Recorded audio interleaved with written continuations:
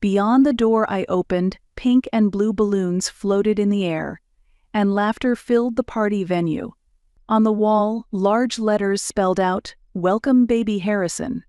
The table was piled high with baby shower gifts. And there was my mother, Gina, beaming as she guided the guests around. This was supposed to be the venue for the housewarming party I had planned using $4,000 of my own money. Instead, it had been repurposed into a baby shower for my stepsister, Brittany. "Michelle, you finally made it." My mother spotted me and waved. Standing just behind her was my stepfather, Richard, his face smug with pride. And there, lounging on an extravagant couch, was Brittany, the center of attention. She wore a green maternity dress, gently caressing her baby bump. I returned the smile and stepped inside. Outwardly composed, I was seething inside. "Congratulations, Brittany." I approached and handed her the small gift I had prepared. She was 25 years old, yet had never achieved anything on her own. Still, she enjoyed the unconditional affection of our parents and lived a life where she was always treated like someone special. "Thanks, Michelle." She looked at me with a slight hint of caution. She avoided eye contact. Because she knew. She knew exactly who this party was originally meant for.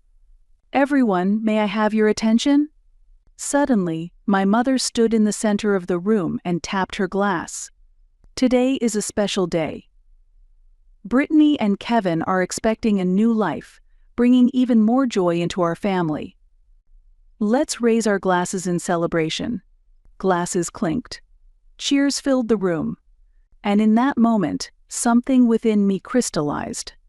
Never again will I allow anyone to deny my worth. I raised my glass, drawing everyone's gaze, and I prepared to reveal the truth I had buried for 18 long years. I am Michelle Smith, 32 years old. I'm the Vice President of Global Insight, the creator of the Market Pulse system, which has brought in hundreds of millions in profit for the company. After I informed my grandparents of my recent promotion, their congratulatory message arrived quickly.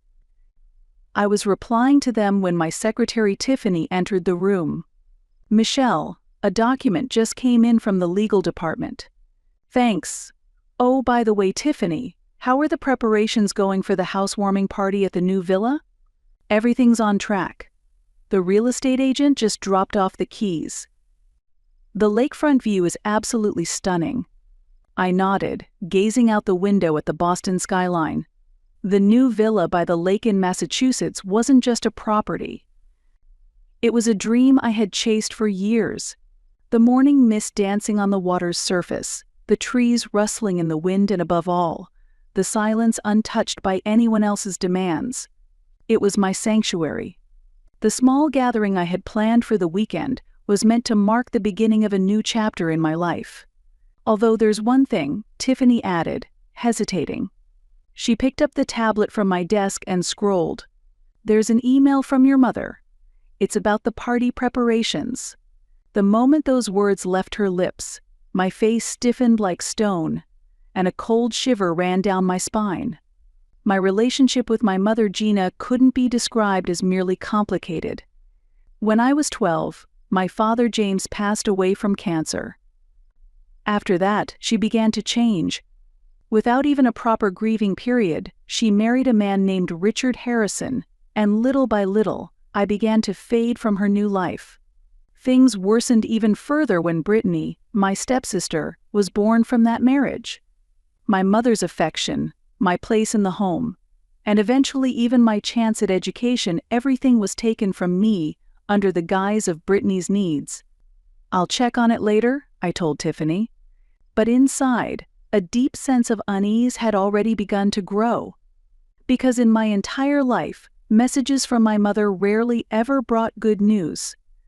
The shadows of the skyscrapers outside stretched long across the floor. A glance at the clock on my office wall told me I had only 15 minutes left before the next meeting. I took a deep breath, calmed my thoughts, and turned my attention back to the new project proposal laid out in front of me. The rollout plan for Market Pulse in the Asian market represented the next giant leap in my career. Even now, as the Vice President of Global Insight and a recognized figure in the industry, I never let my guard down. Because from a young age, I had learned the harsh truth: let your guard down, and everything you value can be taken from you. After a grueling 3-hour board meeting, I returned to my office, my steps heavy with exhaustion. Tiffany was waiting with a worried look. "Michelle, about the email from your mother, I think it may need a response." I let out a deep sigh, sat down at my computer, and opened the email with tense fingers. The subject line was plain: "Michelle, there's an important update about the party." And attached to it was a single photo. The moment I opened the photo, it felt as though the blood in my veins stopped cold. The lake house living room was decorated with pink and blue ribbons, and across the wall were the words, "Welcome, baby Harrison." My housewarming party had been transformed without my knowledge into a baby shower for Brittany. I instinctively grabbed my phone and dialed my mother. "Hello, Michelle. Perfect timing. I was just about to talk to you about the party. What is that photo? Why is the house decorated for a baby shower?" I cut her off, my voice sharp and demanding. "Michelle, just listen. This is really important for Brittany." Her voice had that familiar pleading tone, but underneath, it carried the same manipulative edge I had known since childhood. It was the tone that said, "I'm pretending to listen to you, but the decision's already been made." This whole mess had started about a month ago. I'd been completely immersed in the international rollout of Market Pulse, a major project at Global Insight, and hadn't had time to handle the detailed planning for the housewarming of the new lakefront villa I'd bought in Massachusetts. So I transferred $4,000 to my mother, a generous amount, and asked her to take care of everything: the invitations, catering, decorations, and schedule for the day. It wasn't just a party. It was a celebration of years of effort and achievement, a symbol of a new chapter in my life. Why would you turn my housewarming party into Brittany's baby shower? That's a completely different event. I was struggling to keep my emotions in check. "But she's pregnant, Michelle. This is huge for the family." She spoke like she was explaining something self-evident, something I clearly just didn't get. "Richard and I were going to be grandparents for the first time. Isn't that something worth celebrating together as a family?" And there it was again, the same old pattern that had ruled our lives for 18 years. When it came to Brittany, everything and everyone came second. That pattern hadn't changed since my mother married Richard when I was 14. I get that. But her celebration should be a separate event. "I've already invited friends and colleagues. They're more than welcome. We can all celebrate Brittany together." I let out a slow breath. Somewhere in the middle of this conversation, I already knew nothing I said would matter. My opinion had never been part of the equation. "Wait, have you already sent the invitations?" "Yes, they went out yesterday. We titled it a special celebration with the Smith family." I wanted the details to be a surprise. Anger surged inside me, but I held it down as I spoke. "I sent that $4,000 for my party." "Oh, Michelle, come on. You're successful. You just became vice president. You bought a beautiful new villa. Brittany has nothing. She needs this celebration." That same logic, always the same. Because I'd succeeded, I was expected to give up what was mine for her. "Everything's already in motion," she continued, with no trace of guilt. "Richard's thrilled. He can't wait to become a grandfather." As I listened to her words, I drew in a long breath. "Is Brittany's boyfriend coming to the party?" I asked calmly. I needed to know if he was in on this. "Of course.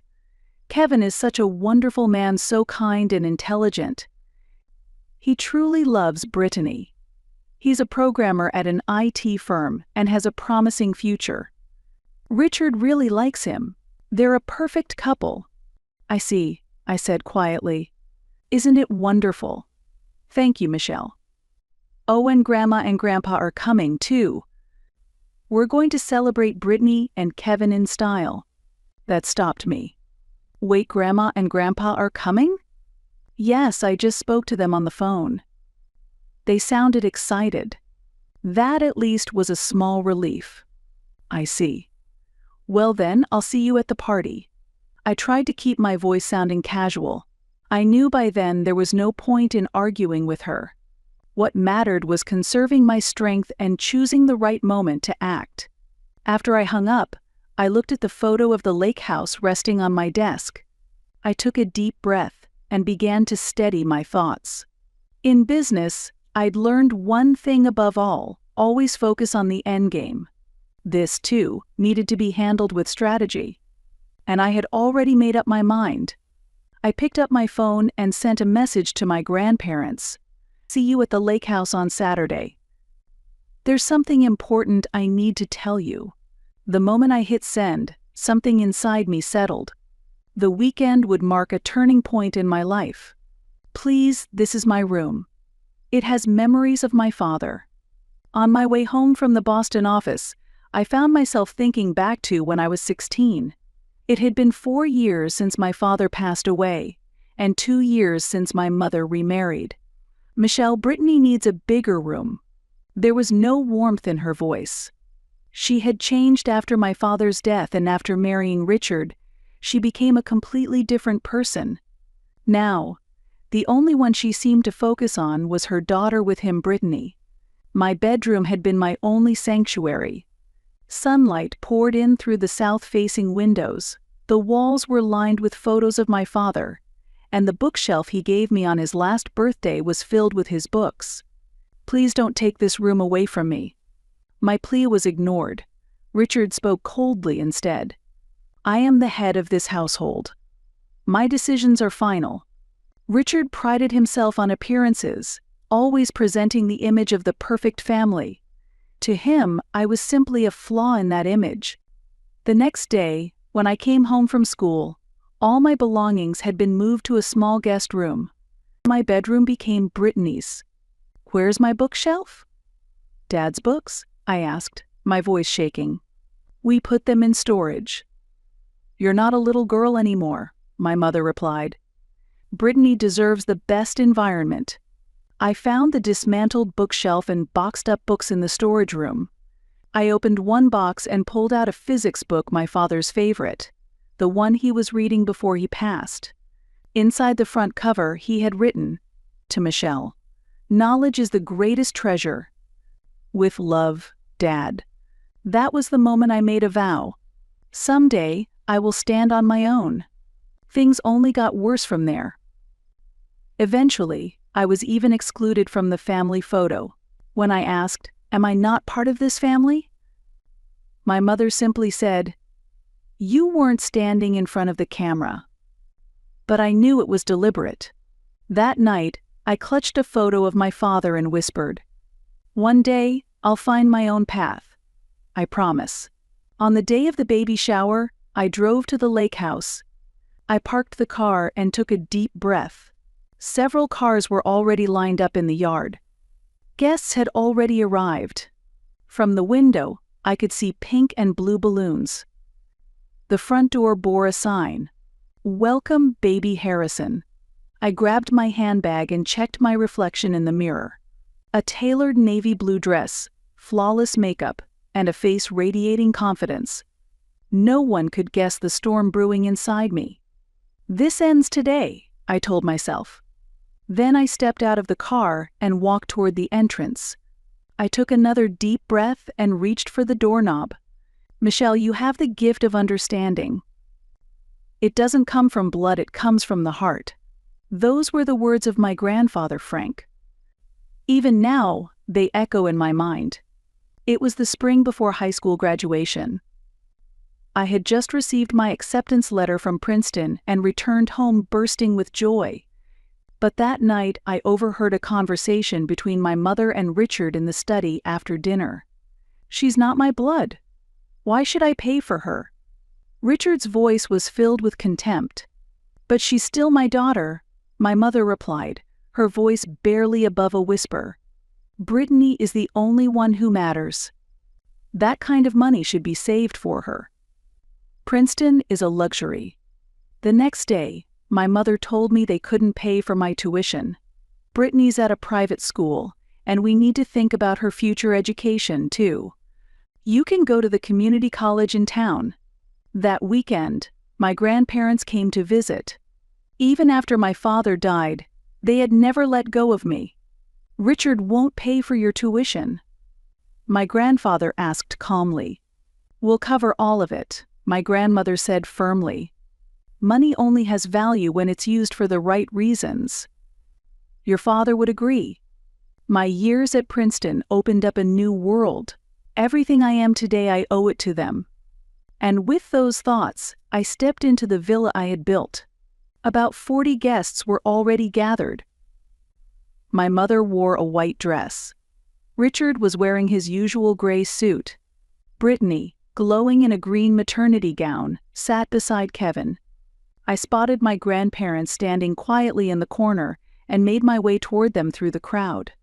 If anyone could be called family, it was them. The courage to speak my truth came from the unconditional love they had always given me. Holding on to that, I took the microphone. May I have everyone's attention, please? My voice echoed through the room, and conversations fell silent. My mother's smile froze. Richard frowned. Thank you all for coming today. Brittany, congratulations. Brittany smiled faintly, but there was a trace of nervousness in her eyes. This party was originally planned as a housewarming celebration for my new villa. I transferred $4,000 to my mother for that purpose. But my celebration was repurposed. It became a baby shower for Brittany. A murmur rippled through the crowd. My mother stood frozen, her face drained of color. Richard began to approach me. Michelle, now's not the time for this, he said in a low voice. No, Richard. This is exactly the time. And everyone needs to hear it. The moment the words left my mouth, he slapped me across the face. A stunned silence fell over the room. Several men rushed in to restrain him. I steadied myself through the sting, then said, You just made it worse. I'm going to tell them everything. For 18 years, I have been second in this family. No less than that. I've been an invisible shadow. I turned toward my grandparents, standing quietly in the corner, and continued. After my real father passed away, I was treated like I didn't belong to this family. My room was taken from me. My education was denied. And now, even the celebration for my new home has been stolen. Kevin looked at Brittany, confusion and shock on his face. Maybe he had never truly understood the dynamics of this family. But today, I'm here to make one thing clear: I am not a victim anymore. I've stood on my own. I've succeeded. I raised my glass and smiled toward my grandparents. A toast to Frank and Helen Smith, my true family. They made it possible for me to attend Princeton. Today I stand here as Vice President of Global Insight, the creator of the Market Pulse system, and a woman who built her own life. Richard's face darkened. He stepped forward, voice low and threatening. Keep going, and you'll be cut off from this family entirely. No inheritance. Nothing. His threats didn't shake me anymore. There's nothing I want from you, Richard. At that moment, my grandfather stepped forward, his voice calm but commanding. Actually, I have something to share with all of you. The room fell silent again. There was an undeniable presence in his tone, the quiet authority of a former professor. 3 months ago, Helen and I updated our will. Our home in Cambridge, our entire investment portfolio, and all of our assets will be inherited by Michelle. I could see my mother's face turn utterly white. Dad, what are you talking about? My grandmother stepped in. Gina, this is the result of your choices. You chose your new family and abandoned your daughter. We're simply honoring that choice with our own. But Brittany, my mother murmured. She has you, my grandfather replied flatly. You who ignored Michelle hurt her and today robbed her of joy once again. A heavy silence settled over the room. Suddenly, Brittany shot to her feet, her voice rising in fury. You ruin everything. This is supposed to be my special day. Brittany, Kevin said, gently taking her arm, you used Michelle's money to throw this party? What the hell? You just shut up. Brittany snapped, yanking her arm away. Then Richard raised his voice sharply, stepping forward. Enough. Michelle, get out. You should have never been invited. The room froze. Conversations died mid-sentence. I slowly set down my wine glass, meeting his gaze squarely. Over 10 years of suppressed pain burned quietly inside me. Get out? I gave a bitter smile. Richard, you can't be further than the truth. I own this lake house. Michelle, that's enough. My mother tried to interject, but I raised a hand. No, what's enough is this. I walked slowly toward Richard. For years, you pushed me out of this family, but today is different. This house is mine. I earned it. I paid for it. I stood directly in front of him as his face flushed red. And if anyone needs to leave, it's you. He trembled with rage but couldn't say a word. He had finally realized that my success had completely shattered his authority. My grandfather placed a hand on my shoulder in quiet support. My grandmother joined him, smiling gently. I'm going home with my real family. Before leaving the room, I glanced back one last time. What I saw was a family falling apart, a crumbling facade. Richard's face was red with rage. My mother sat slumped, defeated. Brittany stood crying, her expression a mix of confusion and disbelief. Outside the villa, my grandmother approached me with concern. Michelle, are you all right? I'm fine. Thank you. I smiled. Let's go home, my grandfather said softly, resting his hand on my shoulder. 3 years have passed since that day. I am now the CEO of Global Insight, succeeding the previous CEO Daniel and becoming the youngest CEO in the company's history.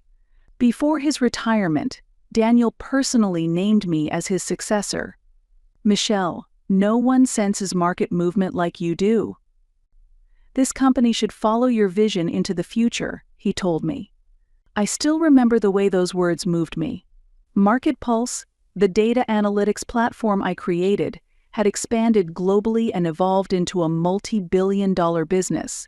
Our system is now used by government agencies, Fortune 500 firms, and global investment firms alike. When I was featured on the cover of Fortune and named the top of the 30 under 30 list, my grandfather cried tears of joy. Michelle, your father would be so proud of you, wherever he is, he said. That was the highest praise I could have ever received. From my new penthouse, I can see the Boston skyline stretch endlessly beneath me. At the center of my private study are the bookshelf and collection of books that once belonged to my father, rescued from storage by my grandparents. When I open the physics book he was reading before he passed, still marked with his handwriting, I feel as though we're having a quiet conversation across time. On weekends, I retreat to the lake house, now renovated exactly to my taste, where I invite my grandparents and savor the peace. On the spacious deck, I play chess with my grandfather and listen to his reflections on life. That, to me, is the greatest luxury. My grandmother still tends to her herb garden, and there's nothing more grounding than sipping her homemade herbal tea while gazing out over the still waters. She often says, Michelle, we are defined by our choices. You walked a difficult path, but you never gave in to bitterness or vengeance. That is your true strength. Meanwhile, my stepfather struggled to keep up with the rapid changes in the tech industry and was eventually demoted, or so I heard. The company he had worked at for over 20 years shifted to younger leadership. His outdated management style and obsolete technical skills were publicly criticized under the name of corporate restructuring. Ironically, the new data analytics system his company adopted? It was Market Pulse. My system, In the end, he was given a choice: accept a 50% pay cut or take early retirement. Prideful as ever, he chose to resign only to discover his expected retirement package had been slashed. He faced significant financial loss. Once a man who looked down on his colleagues, he found himself cast aside, with no network left in the industry and no path forward. My mother's real estate business suffered in the downturn, and together they were forced to sell their luxurious home and move into a much humbler place. And the bedroom that had once been mine, taken from me for Brittany's sake, probably belongs to someone else entirely now. Life has a way of making its own corrections. Brittany gave birth safely, but her relationship with Kevin fell apart. According to distant relatives, she's now living back at home with her parents. After becoming CEO, I founded an education foundation, the James Smith Memorial Scholarship. Named after my father, the foundation provides educational opportunities for children like me, those who have had their sense of belonging taken from them. I've cut ties with my mother, Richard, and Brittany. And in doing so, I finally found peace. My grandparents are my loyal team, mentors who appeared at just the right moments in my life. They are my real family. Daniel remains a trusted mentor of mine to this day. His wisdom continues to guide me through every difficult decision. Each morning, as I walk into my office, I pause to greet two framed photos on the wall. One is an old family picture, me, my father, and my grandparents. The other was taken the day Market Pulse was patented, my entire team beaming with joy. The pain of my past, the brilliance of my present, it all shaped who I am. Blood doesn't define you. You've always had value, from the moment you were born, my grandfather once told me. And now I truly believe that. I've let go of every false relationship, and I've stepped forward into a life built with people who genuinely see and respect me. They say success is the best revenge. But for me, success is never about revenge. It is about self-realization. Now, I live not to prove my worth, but to pursue my passions and follow my curiosity. I smiled at the photos and walked toward the boardroom. Because today, once again, I choose to live my story.